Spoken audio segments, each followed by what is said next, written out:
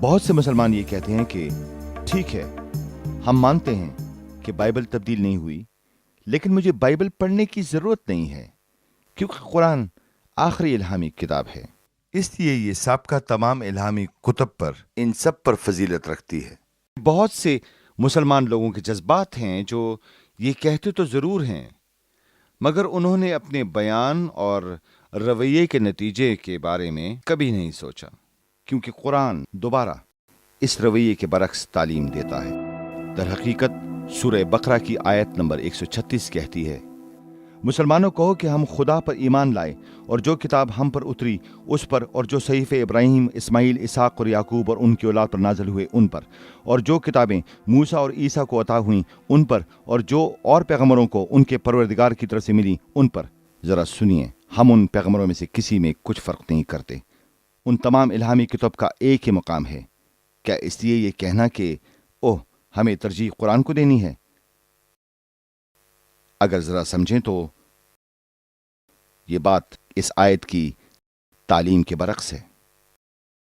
اور پھر سورہ بقرہ کی آیت نمبر 285 سے ہمیں پتہ چلتا ہے کہ ہمیں یہ اقرار کرنے کی ضرورت ہے کہ ہم نہ صرف خدا پر ایمان رکھتے ہیں بلکہ ان کتابوں پر بھی ایمان رکھتے ہیں جو ایک سے زیادہ تعداد میں دی گئی ہیں۔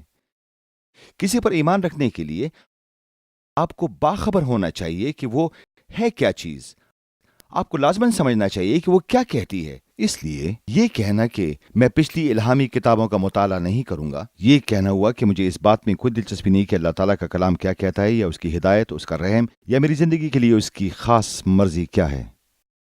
اگر ہمیں بائبل کو ایک طرف رکھنا ہے، ان کتابوں کو جن پر بائبل مشتمل ہے، کیونکہ بائبل بہت سی کتب پر مشتمل ہے جو اللہ تعالیٰ نے انسانوں کو عطا کی، تو پھر ہمیں قرآن مجید کی سورہ مومن، جسے سورہ غافر بھی کہا جاتا ہے، کی آیات نمبر 70-72 میں یہ تنبیہ کیوں ملتی ہے کہ جو لوگ ایسا کرتے ہیں، یعنی جو اللہ تعالیٰ کی عطا کی ہوئی پچھلی الہامی کتابوں کو ترک کرتے ہیں، وہ جہنم کی آگ کے خطرے میں ہیں۔ پھر اس تنبیہ کا کوئی مطلب نہ ہوا اگر واقعی اللہ تعالیٰ کے الہامی کتب دینے کے عمل سے یہ مطلب اخذ کیا گیا کہ جو کچھ پہلے دیا گیا اسے پس پش ڈال دیا جائے۔ بہت سے لوگ یہ سوچتے ہیں کہ جو صحائف عطا کیے گئے وہ کسی خاص علاقے یا کسی خاص نسل کے لیے تھے۔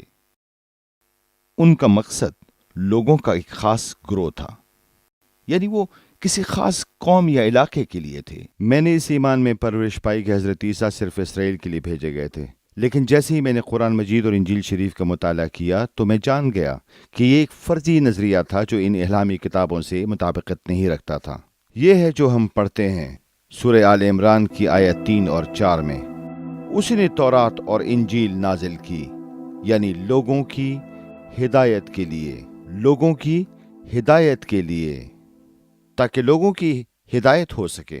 اور جو لفظ یہاں استعمال ہوا ہے وہ ہے الناس، اس لیے یہ صرف یہودیوں یا عیسائیوں کے لیے ہی نہیں ہے، ورنہ یہاں لوگوں کا ذکر نہ ہوتا۔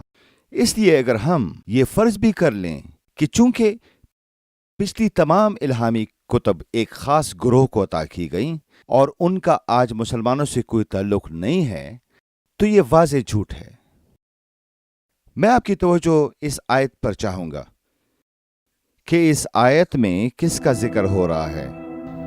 نزل عليك الكتاب بالحق مصدقا لما بين يديه ونزل التوراة والإنجيل۔ یہ ایک مصدق یا مصدقہ ہے، تصدیق کرنا، مصدقہ تصدیق کرنا یا تصدیق کرنے والا۔ جو کچھ پہلے عطا کیا گیا اس کی تصدیق کی جاتی ہے۔ اس کے بارے میں ایک لمحے کو سوچئے، اگر کچھ منسوخ یا رد ہو چکا ہو، کس بات کی تصدیق کرنے کی ضرورت ہے؟ جب آیت میں لکھا ہے مصدقہ یا مصدق، تو ایک لمحے کو سوچیں کہ قانونی عدالت میں کیا ہوتا ہے۔ جب ایک گواہ آتا اور وہ لفظ بولتا ہے جو پہلے شخص کے بیان یا واقعے کی تصدیق کرتے ہیں، تو پھر وہ اسے قانونی طور پر جائز قرار دیتا ہے۔ وہ گواہ اس کی بات کی تصدیق کرتا ہے اور پہلے شخص کی کہی ہوئی بات کی سچائی کو قائم رکھتا ہے۔ ہم جانتے ہیں کہ ہم کہتے ہیں کہ ہم مومنین ہیں، ہم ایماندار ہیں، جب میں کہتا ہوں انا بی امین، میں ایمان رکھتا ہوں، جب میں کہتا ہوں انا نصدق، تو اس کا یہ مطلب ہے کہ یہ مجھے ہر طرح کی یقین دہانی ہے، میرا ایمان ہے کسی چیز کے معتبر ہونے پر۔ یہی لفظ ہے جو قرآن مجید میں تورات اور انجیل شریف کے بارے میں بات کرتے ہوئے استعمال ہوا ہے، اور یہی کچھ قرآن مجید کے لیے بھی ہے۔ اور یہ آیت فرماتی ہے کہ قرآن مجید اس بات کی تصدیق کرتا ہے، اس لیے ہمیں یہ فرض نہیں کرنا چاہیے کہ یہ الہامی کتابیں منسوخ ہو چکی ہیں۔